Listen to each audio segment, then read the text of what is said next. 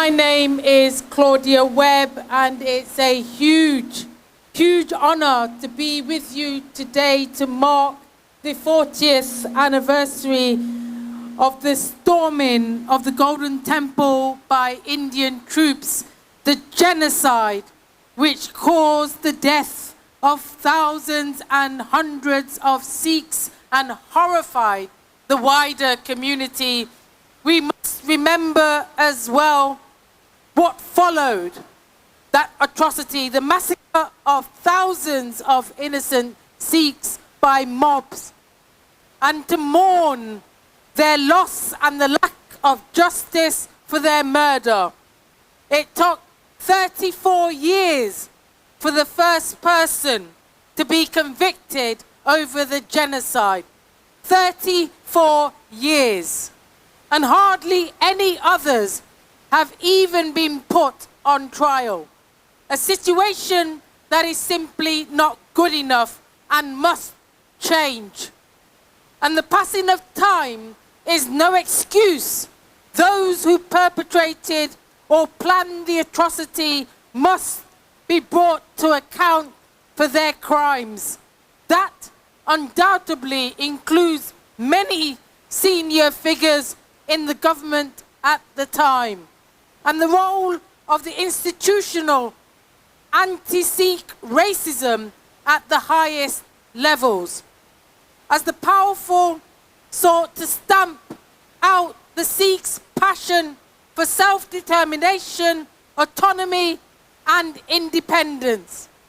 In the 2006 report, 20 years of impunity, survivors and eyewitnesses spoke of watching police and government officials participating in that violence.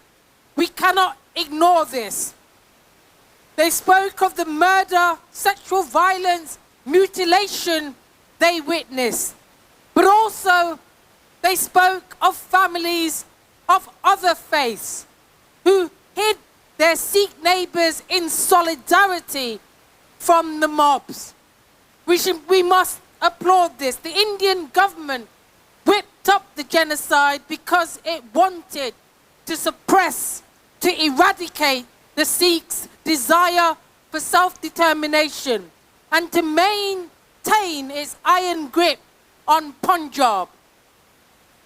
But as we see so too often, the attempt to violently suppress the human spirit only strengthens it. And trying to stamp out the desire for freedom only fans the flame higher. The independence movement, which had been growing for decades, grew stronger. Yes, it grew stronger still, and continues to this day as an expression of the untiring will of Sikhs. And that will is worldwide.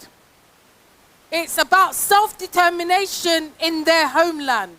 It's time we had a public, judge-led inquiry into the involvement of the UK government. The truth should no longer be hidden. We must never forget, it's not wrong. It's not wrong to call for a Palestine. But the repression of 1984 was not a one-off. Human Rights Watch has said that the Indian forces and police use human rights violations as a weapon against Sikhs.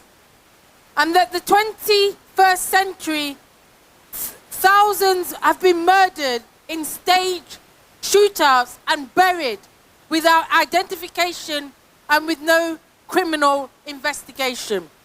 And only in the last year alone, we have seen the Indian government accused of exporting terror in the murder of Hardeep Singh Nigar in Canada, the attempted murder contract against Gurpatwant Singh Panam in the US, and here the sudden death of Avtar Singh Kanda here in the UK series of threats by Indian police. And the revelation of a list of more than 20 Sikhs worldwide that the Canadian government said was a hit list of activists targeted for assassination.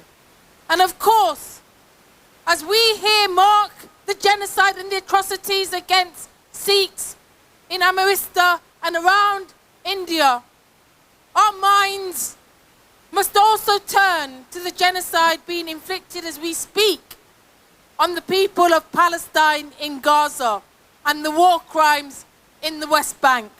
Like the Sikhs in 1984 and since, the people of Gaza are facing a murderous regime determined to keep their necks beneath the boot and under the rubble, or even to eradicate them altogether and face mass murder at the hands of an Israeli government with deep contempt for the community of nations and for international law and for basic humanity, while too many Western governments sit on their hands and look the other way.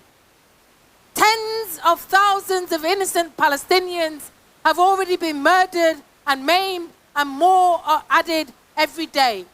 And their homes, schools, hospitals have been destroyed, as mothers wail in anguish for their children and orphans for their parents. We stand, of course, with them in solidarity, and we must demand an end to the war crimes. You know what they are suffering, because their history is your history. You know the suffering they're facing. Nelson Mandela said that the world should help the Sikhs. The world should help the Sikhs in their struggle for freedom, because he said they are a great people, and he was right. And I'm proud to stand with you in solidarity today and in memory of the martyrs and innocent victims of those who oppose Sikh freedom and self-determination, to pay tribute to the indomitable spirit, which is the Sikh spirit, and to all of every faith or none who stand up and do the right thing in the face of violence, threats and oppression, to demand justice for the crimes committed, to demand justice against the genocide, to demand justice against the oppressors, to honor the fallen, and to call for freedom for Sikhs, for Palestinians, and for all peoples. Thank you.